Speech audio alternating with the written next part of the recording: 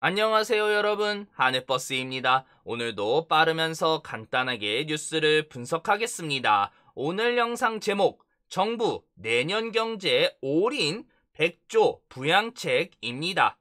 정부가 침체되어 가고 있는 대한민국 경제를 살리기 위해서 내년에 대규모 돈을 투입하겠다라는 정책부터 투자 촉진 유도 정책 이번에 해보겠습니다 라고 막 발표를 했고 언론들이 집중적으로 이 부분을 보도했기에 이 내용 어디까지가 맞는 건지 뭐가 핵심인지 전체적으로 다 설명하고자 제목을 이렇게 게재했습니다. 오늘도 간단하게 시작해볼게요. 옆나라 일본, 우리보다 더 나쁘게 경기 침체가 가속화되고 있는 상황이에요. 아베노믹스라는 돈을 엄청나게 찍어내는 행동을 했는데도 불구하고 분위기가 자꾸 요상하게 흘러가고 있으니까요. 적어도 우리나라는 돈을 찍는 행동까지 오지도 않았고 애초부터 돈을 찍을 수 있는 나라도 아니니까요. 그리고 아베노믹스 부작용 때문에 소비세 인상 강행할 수밖에 없어서 강행을 했는데 그 이후 4분기 경기 침체가 더 가속화될 수 있고 이러다가 2020년 올림픽이 있는데도 불구하고 경기 침체가 더 가능성이 높을 것 같으니까 아베 총리 284조에 달하는 부양책을 준비했고 이제 실행될 가능성이 높다라는 거 말씀 다 드렸습니다. 이처럼 경제를 굴리는 정상적인 나라라면 경기 침체가 발생이 되거나 예상될 때 부양책 미리 다 준비해요. 그리고 딱 사용을 하는 거죠. 경제가 죽어가는 걸 그대로 방치하지 않겠다라는 겁니다. 어떤 분들은 이 부분에 지적을 해요. 경제 시장 논리대로 냅둬야 한다. 호황이 오면 불황이 오는 거 자연스러운데 이거 자연스럽게 그대로 냅둬야지 인위적으로 건드렸다간 경제 거품이 더 커져서 더 크게 난리가 날 수 있다라는 그 이야기요. 물론 이거 어느 정도 맞는 이야기예요. 하지만 국가들은 그들의 주장 절대 들을 수가 없습니다. 왜? 기득권을 내려놔야 되기 때문에 그래요.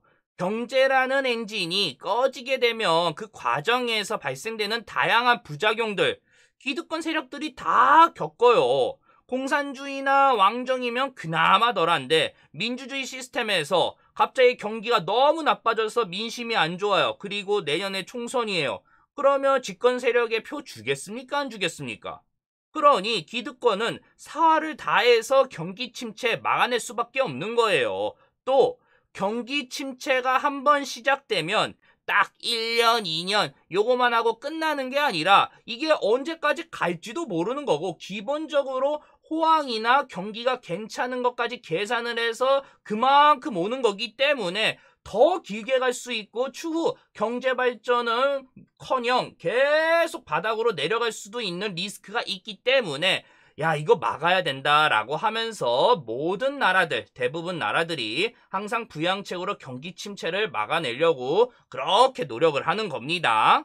정리하자면 과거에는 정보나 지식 부족으로 막아내지 못했던 경기 침체를 이제는 정보나 국가 공조로 최대한 지연시킬 수 있기 때문에 국가들이 경기 침체 시 적극적으로 대응에 나선다라는 거죠.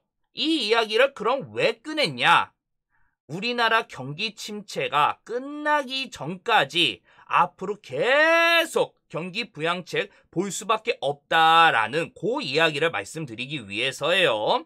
현재 대한민국 경제 나쁜 상황이에요. 수출에 모든 걸 걸고 있는데 그 수출이 지금 연속 13개월째 계속 내리막으로 갈 가능성이 높으니까요.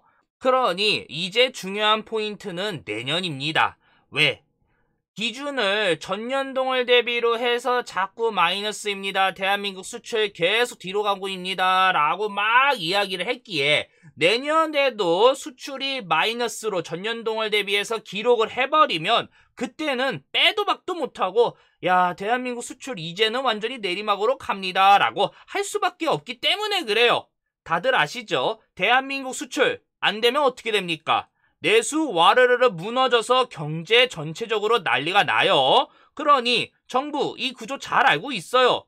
그래서 어떻게 해야겠습니까? 수출이 안 되는 만큼 뭔가를 해야 된다라는 거예요. 그래서 정부가 계속 욕을 바가지로 먹어가면서 재정 확장적 정책을 펼칠 수밖에 없는 거고, 이제는 예산이 500조를 돌파하는 상황까지 오게 되었습니다. 국회에서 비용 깎긴 깎았어요. 그래도 딱 크게 보면 작년 대비해가지고 예산 다 늘어났습니다. 국회에서도 야, 예산 이거 완전히 깎아서 그냥 슬림하게 운영을 해야 됩니다 라는 거 말 못하는 거예요. 이 돈 만약에 안 들어가면 대한민국 경제 난리가 납니다 라는 거 누구보다 잘 알고 있기 때문에. 그리고 여기에 현 문재인 정부 2020년 경제정책을 준비합니다. 요거 간단히 다 정리해서 이야기를 하자면 경제 어떻게 해서든지 살리겠습니다 라는 그 메시지인 거고, 비꼬면서 이야기를 조금 하면 경제 올해 망했지만 내년은 우리가 이렇게 조금이라도 나아지게 하겠습니다 라는 걸로 해석하면 되는 거고, 하늘버스 식으로 딱 이야기를 하자면 경제 내년에도 꽤 힘들겠네 라고 해석할 수 있어요. 왜 내년에도 힘들겠구나 라고 해석을 하냐면 정부가 내년에 경제 좋지 않다라고 이미 인식을 했기에 자꾸 이렇게 돈을 쏟아부려는 정책을 준비하고 마련하는 거 아니에요. 그러면 딱 답이 나왔다라는 거잖아요. 그쵸? 어쨌든 정부가 준비한 경제정책 방향 요 내용이 이렇게 나와 있습니다. 혁신동력 강화, 경제체질 개선, 그 다음 미래선제 대응, 포용기반 확충. 말은 뭐 번지를 해요. 이거 혁신동력 강화 지금 잘하고 있는 거 계속 힘 실어줘서 조금이라도 더 잘 나가게 하겠다라는 그 내용인데, 이게 그나마 가능성이 매우 높은 현실성 있는 정책이고, 경제체질 개선, 대한민국 수출주도형 시스템을 이렇게 바꾸겠다. 가능하겠습니까?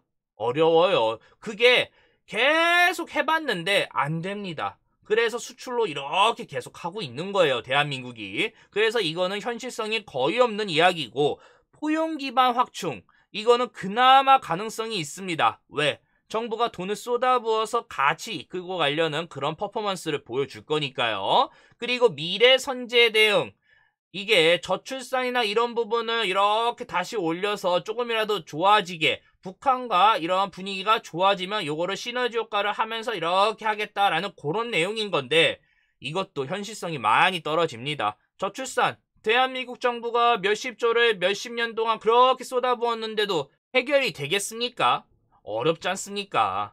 그래서 이것도 미지수다. 정말 현실성이 많이 떨어진다라고 말씀드리는 거예요. 그리고 언론들이 정말 많이 이야기하고 있는 100조 투자가 있습니다.